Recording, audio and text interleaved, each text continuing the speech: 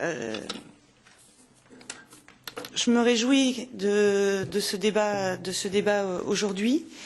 Je m'en réjouis d'autant, j'y reviendrai, que nous avons commencé à aborder la question lundi dernier, il y a 3 jours, en commission des pétitions. L'occasion d'amorcer le débat avec la Commission européenne qui nous avait apporté un certain nombre d'éléments de réponse, notamment à l'interpellation des citoyens, et aujourd'hui avec le rapport de l'équipe de l'Agence de l'environnement australienne et les dernières études de l'EFSA, nous sommes confortés notamment sur l'évaluation du risque et les arguments scientifiques nous permettant, puisque c'était jusqu'à présent un obstacle, d'envisager l'action. Je dis c'est un obstacle parce que, et comme Chris Davis l'a souligné, le problème n'est pas nouveau. Les évaluations scientifiques ne sont pas nouvelles non plus. Les débats au sein de ce Parlement européen, nous en avons eu. Et le dernier rapport sur lequel nous avons été amenés à nous positionner, nous, Parlement européen, c'était en 2011, et notamment ce rapport sur un plan de lutte contre la mortalité des abeilles. Dans ce dit rapport, nous avions, avec les écologistes, déjà regretté et dénoncé que le rapport n'allait pas assez loin et présentait un certain nombre de carences sur 3 points. Le premier, notamment sur les pesticides et leur toxicité, sur les pollinisateurs, et surtout que le Parlement appelle clairement la Commission à une interdiction des pesticides les plus dangereux pour les abeilles, et notamment les néonicotinoïdes. Sur la question des organismes génétiquement modifiés, leur contamination dans le miel et les coûts pour les apiculteurs, l'application du principe de précaution et pollueur-payeur, je ne vais pas revenir sur le débat et les propos qui ont été tenus dans le débat préalable sur la révision de la directive miel.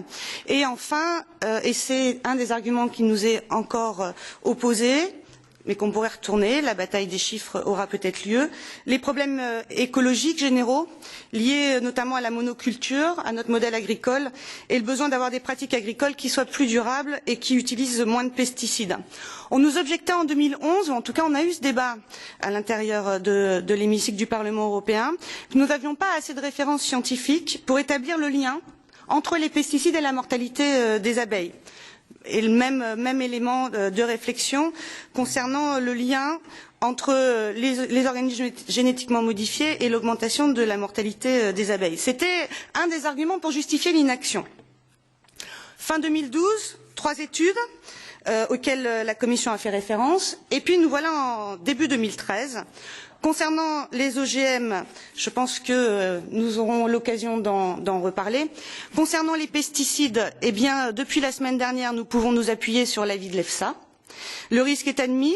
Le lien entre l'usage de plusieurs pesticides néonicotinoïdes et la mortalité des abeilles est soutenu scientifiquement. Nous attendons, ça a été annoncé par l'EFSA, un rapport plus complet pour fin 2013. Très bien.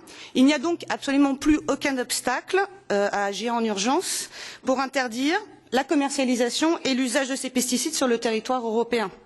Nous sommes appelés à agir dans ce sens par les citoyens. Je vous ai évoqué les pétitions et les 2 pétitions qui ont été examinées commission des pétitions du Parlement lundi dernier. C'est plus de 80 organisations qui nous ont saisis.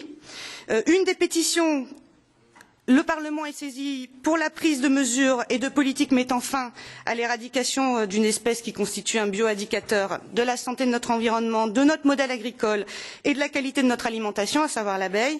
Et seconde pétition relative à l'interdiction et le lien avec l'usage et le développement des organismes génétiquement modifiés.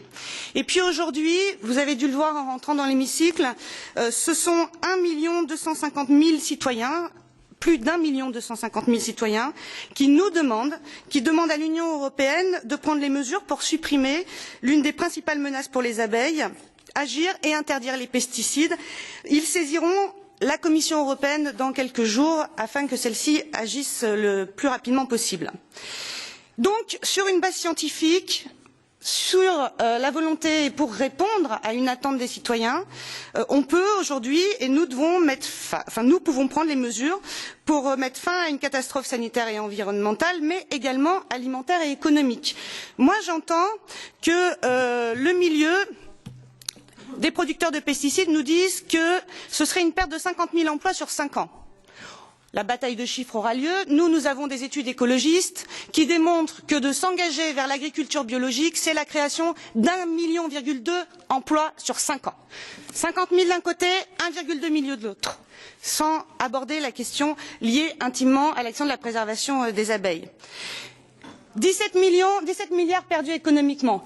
Quel est le coût et l'évaluation de la perte économique liée à la perte et si on devait payer le service rendu par les abeilles aujourd'hui en termes de pollinisation, qui est un service gratuit? On pourra, je le disais, la bataille de chiffres pourra avoir lieu. Alors à ce stade, moi je pense que la décision n'est plus qu'une décision politique. Si la Commission a encore des difficultés à agir très rapidement pour interdire l'utilisation, la commercialisation des néonicotinoïdes dans les semaines, mois à venir, j'espère que les citoyens pourront compter sur ce Parlement européen et que nous serons plus ambitieux au regard des éléments nouveaux dont nous disposons que nous ne l'avons été il y a 2 ans. Merci.